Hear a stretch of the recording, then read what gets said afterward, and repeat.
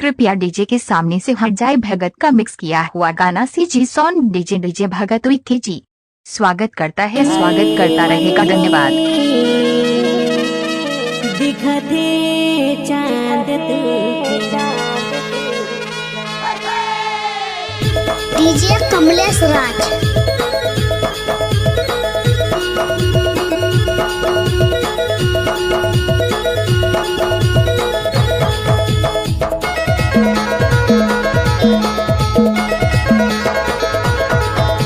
नवा नवा गर्लफ्रेंड सुपट लागे रे, ब्यूटीफुल चेहरा मस्त लागे रे। नवा नवा गर्लफ्रेंड सुपट लागे रे, ब्यूटीफुल चेहरा मस्त लागे रे। दिल धड़काए दे रे, बैहा बनाए दे रे। नवा नवा डीजे कमलेश राज। सुपट लागे रे, रोमांटिक टूरा है मस्त लागे ना। नवा नवा बॉयफ्रेंड सुपट लागे रे, रोमांटिक टूरा है मस्त लागे ना।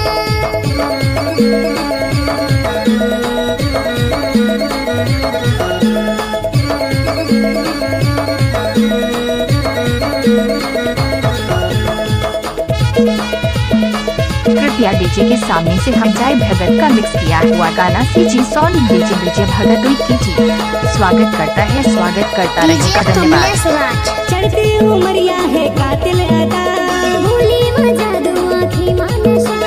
सबले अलग है सबले जुदा, मुस्का के देखे आ जाते मजा।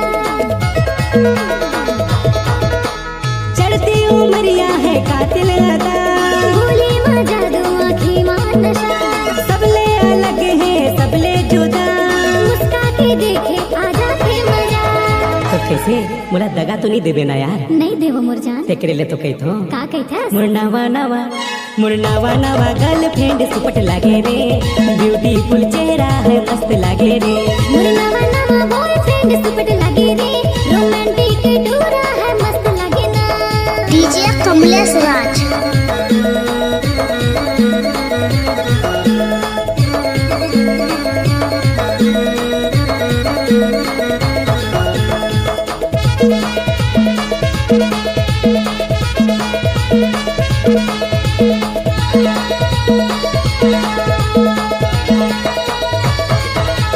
पहली मिलन माना जरे लड़ेगे, जाने का तेरे हिया में गड़ेगे।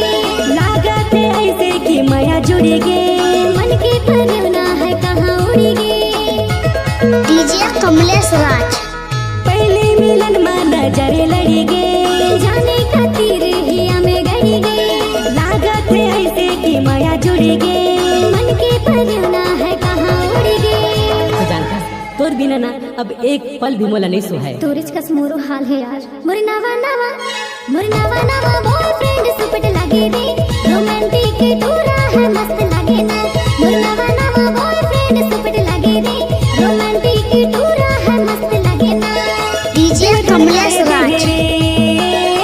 बैहा बनाए दे रे, मोर नवा नवा गर्लफ्रेंड सुपट लागे रे, ब्यूटीफुल चेहरा है मस्त लागे रे। मोर नवा बॉयफ्रेंड सुपट लागे रे, रोमांटिक टूरा है मस्त लागे ना। मोर नवा गर्लफ्रेंड सुपट लागे रे, ब्यूटीफुल चेहरा है